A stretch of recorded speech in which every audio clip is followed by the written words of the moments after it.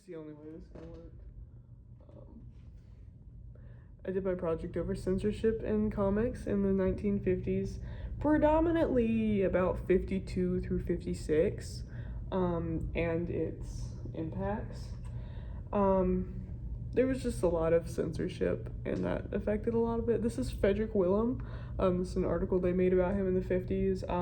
After World War II, there was a lot of parents and critics and stuff claiming that comic books were horrible for the children. It was impending violence, drugs, sex, stuff like that. Frederick Willem is a psychologist. He wrote the book Seduction of the Innocent in 1953. And basically what that said was, hey, these comic books are using crime, drugs, violence, and what he called sexual perversion to try and influence them to do bad things. This influenced a lot of book burnings and a lot of parents who called for stricter restrictions on what was actually in these comic books.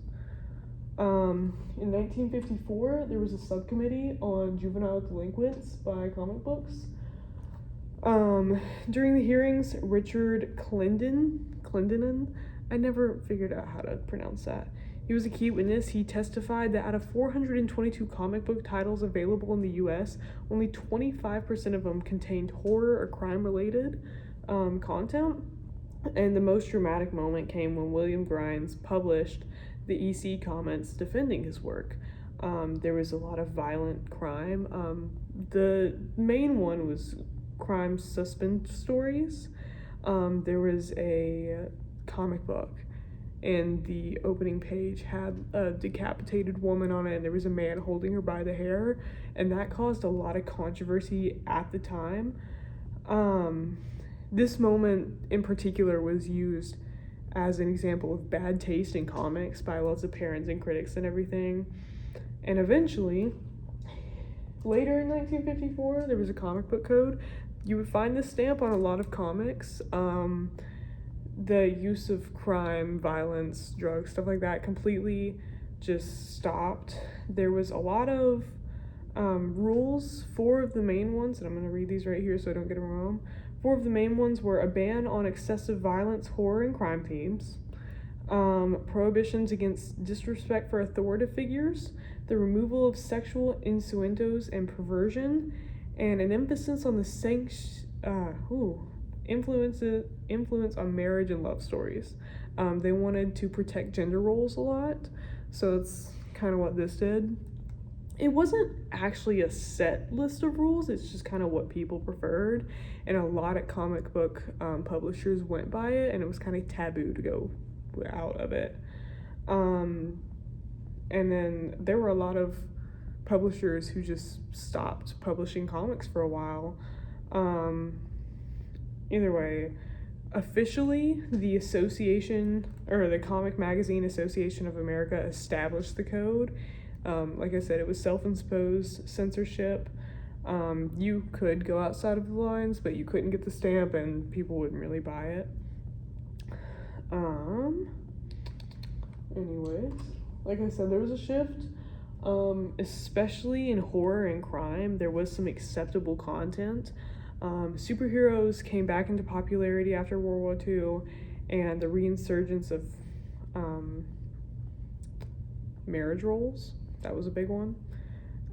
Also, other genres saw changes after the Korean War. Comics reflected Cold War fears and aligned with the new era's anti-communist sentiments. There was lots of romance, lots of gender roles, tons of gender roles. There was a lot of comments that pertained to women that would advertise weight gain drugs. They would advertise beauty products and supplements, and it would basically send a message being like, we want you to be a homemaker. We don't want you to work. Even though, after World War I, during World War II, while everybody was away at war, who did the work? The women and children. They wanted that to stop after the war. Coming out of the 50s though, towards 1971, the comic book code kind of began to decline. Marvel put out a comic book. It was a Spider-Man, and it talked a lot about battling drug addiction, and it was very critically acclaimed, and people loved it because of its social relevance and how accurate it was to like real life and stuff.